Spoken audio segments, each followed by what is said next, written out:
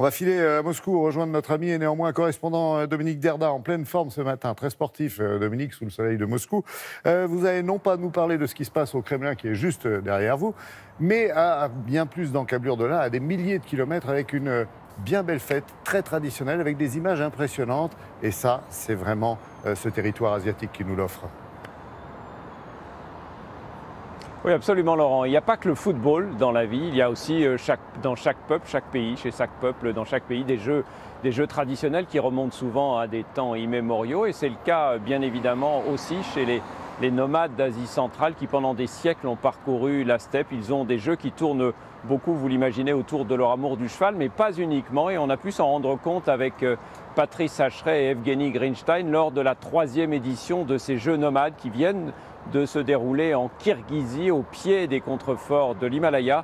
Et c'est ce que je vous propose de voir sur ces images. Ils sont kirghizes, kazakhs ou bien mongols, et tous ont en partage la même histoire. Celle de ces cavaliers, à la fois éleveurs et guerriers, qui longtemps ont régné sur ces vastes étendues sauvages. C'est à l'ombre de ces montagnes du Tian Shan que se déroulent ces jeux nomades. Des jeux traditionnels comme ce concours de tir à l'arc, à cheval, auquel participent autant de femmes que d'hommes. De redoutables Amazones.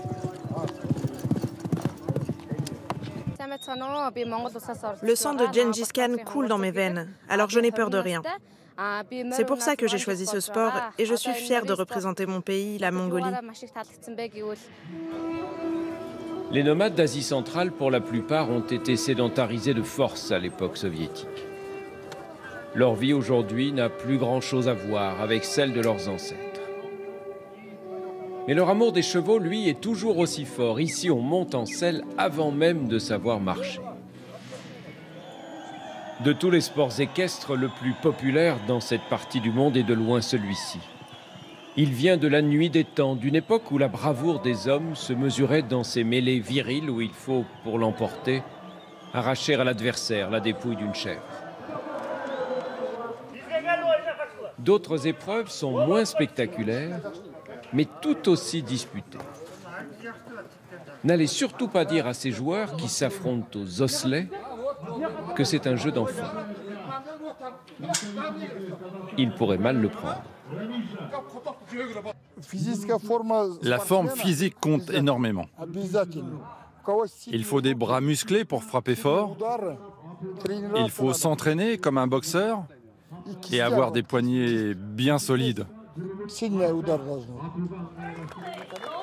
Bien plus que le nombre de médailles et le montant des primes, l'important pour les participants à ces jeux nomades, c'est la reconnaissance de cette culture commune à tous ces peuples qui, pendant des siècles, ont parcouru la steppe, des confins de la Chine aux portes de l'Occident. Ce sont de véritables Olympiades de l'Asie centrale. Il doit y avoir pas mal de monde et de participants, j'imagine, Dominique.